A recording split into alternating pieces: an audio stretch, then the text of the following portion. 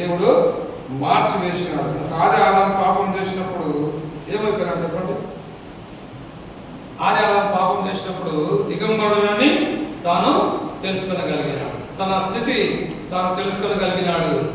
ఆ దినమే యేసుక్రీస్తు ప్రభుల వారు ఒక గొర్రె పిల్లను వధించి అవ్వాదముకు చుక్కాయలు గ్రహించినాడు. మనం కూడా మన పాపాన్ని బట్టి మనం కూడా దిగంబరులమైనటువంటి వారము. అలాంటి మనలను ప్రేమించి మన కొరకు యేసు ఈ లోకానికి రక్షకుడిగా దిగి వచ్చినాడు. శిలువలో ప్రాణం పెట్టాడు కదా. గాడిద లాంటి జీవితాన్ని మార్చేసినాడు. మనకు కూడా దేవుడు ఘనపరిచినాడు. దీనికి ఉదయకాల సమయంలో ప్రభువును మనం స్తుతించాలి. ఏమని స్తుతించాలా? ప్రభు, గాడిద వల్ల నేను కూడా భారాలను మోయలేకపోతా ఉన్నాను, పాప భారాన్ని మోయలేని నా స్థితిని ఎరిగినావు, నన్ను కరుణించినావు, నన్ను ప్రేమించినావు, నన్ను వెతికి రక్షించినావు. ప్రభా, నా మీద ఊరేగడానికి నువ్వు ఇష్టపడినావు. ప్రభా, నీ వల్ల నాకు ఘనత వచ్చిందయ్యా, నీకు నేను ఏమీ వదలలేసాయా అని ఉదయకాల సమయంలో ప్రభువును మనం స్తుతించాలి. అంటే మూడో చూద్దాం. 21:8 చదవండి. 21:8 చదవండి దయచేసి. అనేకులు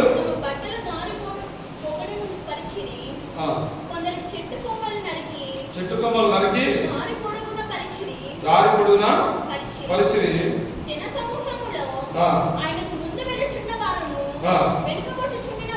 ముందు వెళ్ళుచుండిన వారు వెనక వచ్చుచుండిన వారు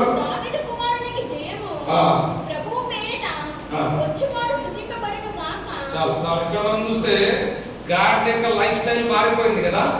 గాడిద యొక్క జీవితం టోటల్ చేంజ్ అయిపోయింది కదా. ముందర బట్టలు పరుస్తూ ఉన్నారు, వెనకాల బట్టలు పరుస్తూ ఉన్నారు, దారి పొడవునా బట్టలు పరుస్తూ ఉన్నారు. ఆ బట్టల మీద గాడిద యేసు ప్రభువును కూర్చోబెట్టుకొని పోతా ఉంది కదా. మనం మన జీవిత యాత్రలో ఒకప్పుడు దేవుడు లేనటువంటి వారము, పాపాన్ని మోయలేనటువంటి వారము, పాప బ్రతుకు, పాప జీవితం మార్చేవారు ఎవ్వరు లేరు, మనల్ని చేంజ్ చేసేవారు ఎవ్వరు లేరు, మనల్ని దేవుడి దగ్గరికి నడిపించేవారు ఎవరు లేరు. ఎవరుగా ఇష్టపడినటువంటి బ్రతుకు, ఎవరు ప్రేమించినటువంటి బ్రతుకు, అందరూ అసహించినటువంటి బ్రతుకు, ఇలాంటి భయంకరమైనటువంటి పాప జీవితంలో ఉన్న మనలను దేవుడు ప్రేమించినాడు. ఒక మాట సమరయ స్త్రీ గురించి మనం చూసినట్లయితే, సమరయ స్త్రీ దగ్గరికి యేసుప్రభు ఏ టైంలో వచ్చినాడు? ఆఫ్టర్నూన్ టైం, మధ్యాహ్నం టైంలో సమరయ స్త్రీ దగ్గరికి యేసుప్రభు వచ్చినాడు. యేసుప్రభు వచ్చి, అమ్మా నాకు దాహం అంటే, ఆమె ఏమంటది? నువ్వు యాకోబు కంటే గొప్పవాడవా? అప్పుడు యేసుప్రభు అంటాడు, నేను ఇచ్చు నీళ్లు తాగువాడు జీవజలం అంటాడు. ఆయన ఇచ్చే నీళ్ళు ఎలాంటివంట? జీవజలం. అప్పుడు ఆ స్త్రీ ఏం చేస్తుంది? ఆ నీళ్లు తాగిన తర్వాత కుండను వదిలిపెట్టి ఊర్లో పోయి ఏం చెప్తుంది? నేను చేసినవన్నీ నాతో చెప్పిన ఈ మనుషుడు క్రీస్తు కాడా? వాటి వండర్ఫుల్ టెస్ట్ మని ఏం సాక్ష్యం ఇచ్చింది? నేను చేసినవన్నీ నాతో చెప్పిన ఈ మనుషుడు క్రీస్తు కాడా? సోదరి సోదరులారా, ఉదయకాల సమయంలో నీవు నేను కూడా చెప్పగలగాల. మనం చేసినవన్నీ మనకు తెలియజేసినటువంటి దేవుడు, మన పాప జీవితాన్ని మనకు చూపించినటువంటి దేవుడు, మన పాప జీవితాన్ని మనకు చూపించి ఒప్పుదల మనలో కలిగించి మనల్ని ఆయన సన్నిధికి తీసుకొని వచ్చినాడు కదా. ఎవరు చెప్పినా మనం వినం. ఇంతరా ఒక్కడైనాడు ఏమంటారు తెలుసా? ఓ చెప్పినా పోరాడు మాకు తెలియదా? ఇంకా ఏమంటారు? ఈ సంచు తగ్గించుకొని వచ్చారా వీళ్ళకి పనిలే పాటలు లేదా? ఎవరు ఉన్నారు? ఎవరు లేదా? చాలా మంది. ఇంకా ఏమంటారు తెలుసా? వీళ్ళకు ఉద్యోగాలు ఉన్నాయి, బాగా డబ్బులు వస్తాయి కాబట్టి వీళ్ళు సంచులు తగ్గించుకొని తిరుగుతారు. ఇవన్నీ అంటారు కానీ చెప్పే మాటలు వినరు. ప్రభు సన్నిధికి రాకుండా మనం కూడా అంతే కదా. నా మటుకు ఏమనేవాడిని అంటే, ఆదివారం వస్తే మా అమ్మను భరించలేదు, ఇంకా ఉదయం లేచినప్పటి నుంచి తొందరగా దేవుని మందిరానికి తొందరగా పొద్దున్న నుంచి మందిరంలోనే కదా. ఎవరు చెప్పినా వినం మనం. అయితే ఒక దినాన దేవుని వాక్యం మనల్ని సంధించింది. దేవుడు మనతో మాట్లాడినాడు, మన పాప జీవితాన్ని ఎత్తి చూపించినాడు. ఇదిగో నీ జీవితం, ఇదిగో నీ బ్రతుకు, మరణం తర్వాత నీ జీవితం ఏంటో దేవుడు చూపించాడు. ప్రభుత్వంలో మనం ఒప్పుకున్నాం. అద్భుతంగా యేసయ్య మన పాపాలన్నీ కూడా క్షమించేసినాడు. అయితే సమరయ స్త్రీ చెప్పిన విధంగా మనం కూడా చెప్పాలి. ఏం చెప్పాలి? సువార్తపై వాక్యం చెప్పమంటే ఏం చెప్పాలా? నా బ్రతుకుని యేసయ్య మార్చాడు. ఒకసారి నేను చోట చూసిన చిన్న అమ్మాయి, 5th క్లాస్ అమ్మాయి బైబిల్ ఎత్తి సువార్త చెప్తుంది. ఏం చెప్తాను తెలుసా? యేసుప్రభు రక్షకుడు, యేసుప్రభు నిజమైనటువంటి దేవుడు. నా తల చుట్టూ 20 గుట్లు పడినాయి. యేసుప్రభు నన్ను స్వస్థపరిచినాడు, దేవుడు మిమ్మల్ని కూడా స్వస్థపరుస్తాడు, మీకు కూడా దేవుడు అవుతాడు. ఎప్పుడైనా చెప్పినావా? ఎప్పుడైనా చెప్పినావా? ప్రభు నా పాపాలు క్షమించినాడయ్యా, నీ పాపాలు కూడా క్షమిస్తాడయ్యా, నాకు తోడుగా ఉన్నాడయ్యా యేసయ్యా, మీకు కూడా తోడుగా ఉంటాడు. ఇది సాక్ష్యం. కనుక మన జీవితం మారిపోయింది, పాత జీవితం మారిపోయింది, పాత అలవాట్లు మారిపోయినాయి, పాత తిత్తులు, పాత ద్రాక్షరసం, పాతదైన పులిపిండి, పాత జీవితం అంతా కూడా మారిపోయింది. కొత్త జీవితాన్ని దేవుడు మనకు అనుగ్రహించాడు. కనుక ఉదయకాల సమయంలో నీ జీవితం మారిందా? ఇంకా గాడిదలాగా బతుకుతా ఉన్నావా? నీ జీవితం మారి ఉంటే ఉదయకాల సమయంలో ప్రభువును స్తుతించు, ప్రభువును ఆరాధించు. ప్రభు, ఒకప్పుడు నా జీవితంలో మార్పు లేనటువంటి జీవితం, అలాగే అరణ్యములకు అలవాటు పడినటువంటి జీవితం, విపరీతమైనటువంటి చెడు స్వభావం కలిగినటువంటి జీవితం, అలాంటి నన్ను ప్రభావం మార్చినావు, ప్రభా నాకు ఘనతనిచ్చినావు, దేవానికి వందనాలని ప్రభువును స్తుతించు. తర్వాత అంశం చూద్దాం రండి. మత్తయి సువార్త 21వ అధ్యాయం 9వ వచనం.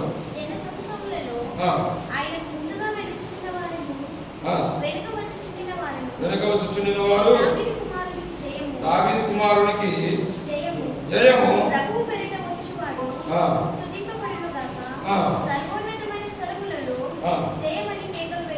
ఏం చేస్తున్నారు? ఏం చేస్తున్నారు? ఏం చేస్తారు?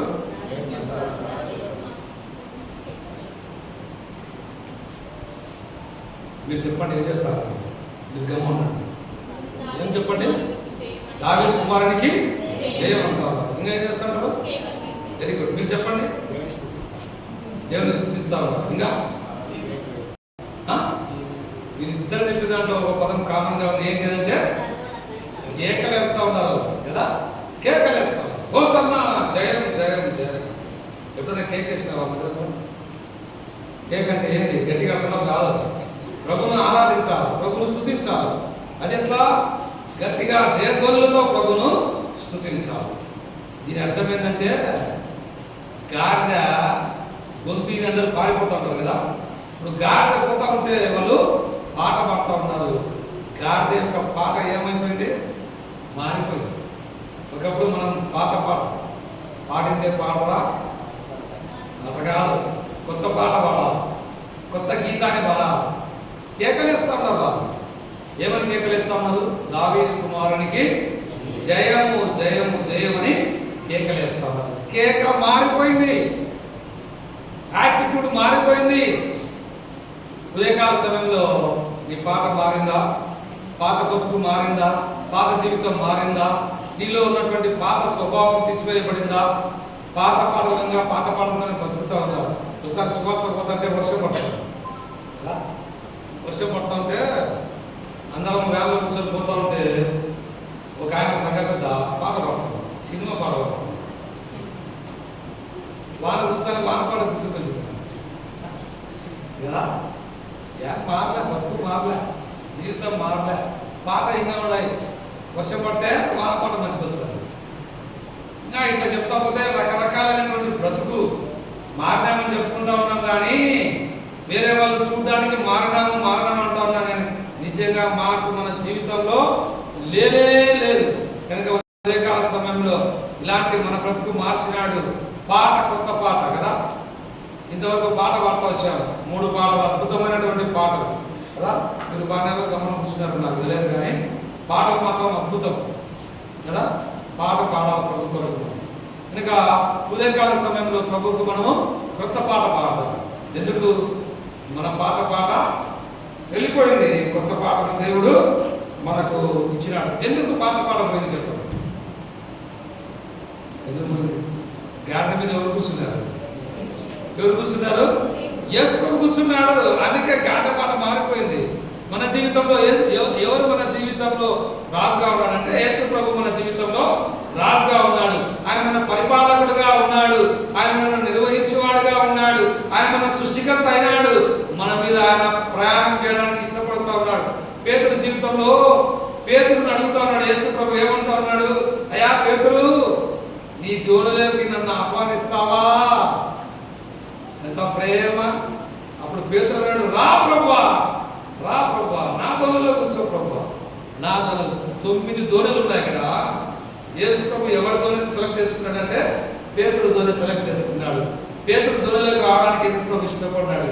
పేతురు దోణిలో నిలబడి సముద్ర తీరాన అద్భుతమైనటువంటి స్వార్థ యేసు ప్రభు వారు చేస్తూ వచ్చారు. నీ దోణిలో ఎవరున్నారు? యేసయ్య ఉన్నాడా? యేసయ్య నీ దోణిలో ఉంటే నీ జీవితం అద్భుతం. యేసయ్య నీ మీద ఊరేగడానికి నువ్వు ఇష్టపడతా ఉన్నావా? యేసు ప్రభు ఊరేగించడానికి ఇష్టపడతా ఉన్నావా? ఇష్టపడుంటే గట్టిగా జయధ్వనులతో ప్రభు నువ్వు స్తుతించు, ప్రభు నువ్వు ఆరాధించు. కనుక ఉదయకాల సమయంలో మనం ప్రభును గణపరిచే వారంగా ఉన్నాం. సాతాను యొక్క కాడి కింద, సాతాను యొక్క ఆ యొక్క కబంధ హస్తాలలో మనం ఉన్నాం కదా. గాడ్ల గురించి మనం చూస్తూ వచ్చినాం. స్వరూపం లేదు, మనకు స్వరూపం ఇవ్వడానికి యేసు ప్రభు తన స్వరూపాన్ని పోగొట్టుకున్నాడు. తన స్వరూపాన్ని శిలువలో పోగొట్టుకున్నాడు. అందవిహీనుడు అయిపోయినాడు. 10,000లో అతికాంక్షణుడైనటువంటి దేవుడు నీ కొరకు నా కొరకు ఆయన ముఖమంతా రక్తసిక్తం అయిపోయింది. అదే 10,000లో అతికాంక్షణుని ముఖం ఏంటి ఇలా అయిపోయింది. సోదరుడా, నీ కొరకు నా కొరకు ఆత్మీయమైనటువంటి సౌందర్యం ఇవ్వడానికి యేసుక్రీస్తు ప్రభుల వారు తన సౌందర్యాన్ని కోల్పోయినాడు. ఇప్పుడు మనకు యేసుక్రీస్తులో మనను సౌందర్యవంతులుగా చేశాడు. ఏం సౌందర్యం ఇది? ఆత్మీయమైనటువంటి సౌందర్యం. కనుక ఉదయకాల సమయంలో ఈ సౌందర్యం, ఈ అలంకరణ నువ్వు పొంది ఉంటే ప్రభు నువ్వు స్తుతించు. అరణ్యం నాటి మన బ్రతుకును, అరణ్యానికి అలవాటు పడిన మన జీవితాన్ని యేసు ప్రభు మార్చివేసినాడు. తన ఆలయానికి మనల్ని తీసుకొని వచ్చినాడు. తనతో కూడా మనల్ని ఒక దినాన కూర్చోబెట్టబోచున్నాడు. కనుక ఉదయకాల సమయంలో నీ కొరకు శిలువలో ప్రాణం పెట్టి తిరిగి లేచినాడు యేసు ప్రభు. ఇది నువ్వు గ్రహించి ప్రభువు నువ్వు స్తుతించాలి. ఇది గ్రహించిన వాడవై ప్రభు నువ్వు ఆరాధించాలి. కనుక ఈ యొక్క మద్దలాడి వారంలో ప్రత్యేకమైనటువంటి వర్తమానం ఒకే ఒకటి ఏంటి అంటే నీవు ప్రభువుకు కావలసి ఉన్నది. ప్రియ సోదరి సోదరుడా, ఎక్కడో అరణ్యంలో కొట్టుబిట్టాడుతున్నటువంటి మనలను ప్రభు ప్రేమించినాడు. తనకు కావాలని మనల్ని కోరుకున్నాడు. మన జీవితం చూస్తా వచ్చిన యెషయా 1:6 అరికాలంలో నన్నంత వరకు స్వస్థత లేని బ్రతుకు, ఎవరు బాగు చేయలేనటువంటి బ్రతుకు, ఎవరు కూడా మన గాయాల గడ్డల అక్కడ లేవికి పోయినాడు. సమరయుడు ఎవ్వరూ కూడా మన వైపు చూడలే. అయితే మంచి సమరయుడు, గుడ్ సమరయుడు యేసుక్రీస్తు ప్రభుల వారు మాత్రమే మనల్ని చూసినాడు. మన కొరకు దిగి వచ్చినాడు. మన కొరకు ప్రాణం పెట్టి తిరిగి లేచినాడు. కనుక గాడ్డ లాంటి మన జీవితం మారిపోయింది. గాడిదకు ఘనత వచ్చింది. నీకు నాకు కూడా ఘనతను దేవుడు ఉదయకాల సమయంలో అనుగ్రహించినాడు. కనుక నీవు నేను కూడా ప్రభువును మనము ఘనపరచాల. దావీదు కుమారుడా, నీకు జయము జయము. కనుక ఉదయకాల సమయంలో అలాగా ఆరాధించుటకు ప్రభు మనకు సహాయం చేయండి.